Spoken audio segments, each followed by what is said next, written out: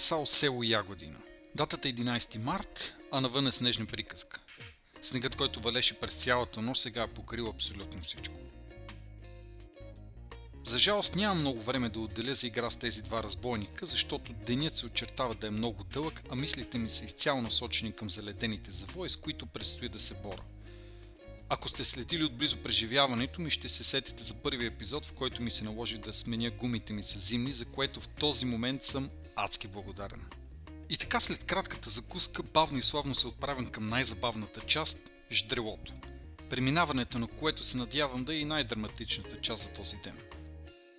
С тези кадри бих желал с нотка, разбира се, на себеирония, да добиете представа за разликата между това как аз виждах пътната обстановка и за това как всъщност изглеждаше тя.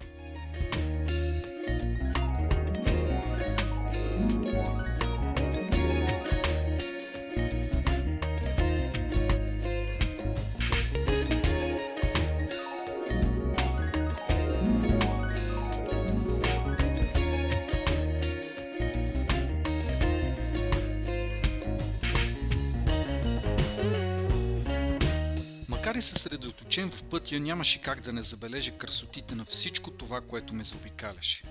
Вековните дървета, величествените скали, тишината и онзи специфичен родопски дух.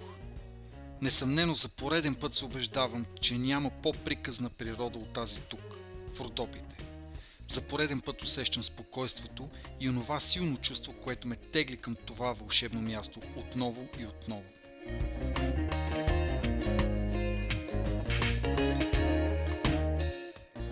Път за крайната за деня цел съм си набелязал няколко местенца, в които да направя кратка почивка за вкусна супа и обяд.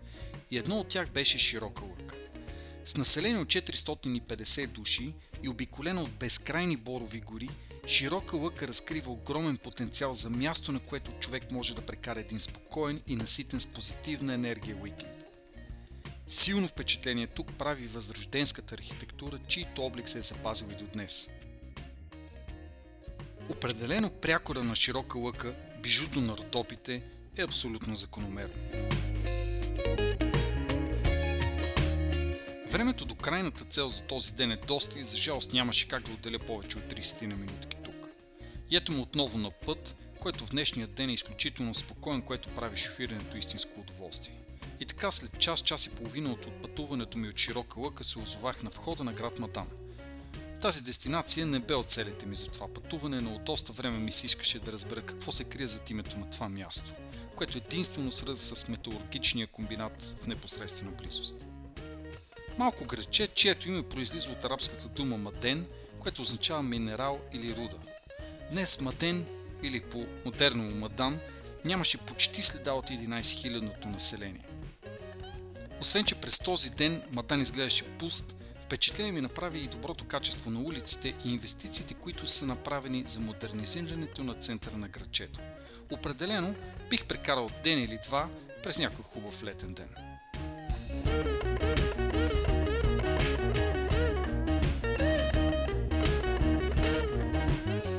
За сега стига толкова гледки от тук, защото трябва да се върна обратно на пътя, който след около час ме отведе до град Ардино.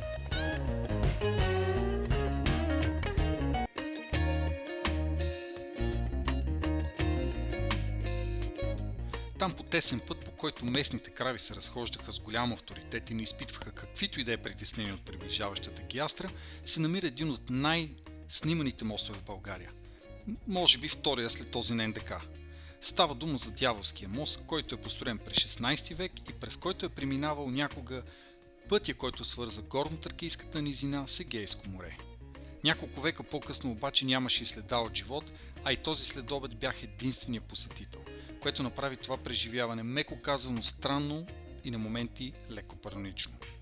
Легендата гласи, че ако по обяд погледнеш към водите на Арда, от най-високата част на моста ще видиш лика на дявола. Но, да ви кажа, и без това бях закъснял, реших да развенчая този мит за някой друг път.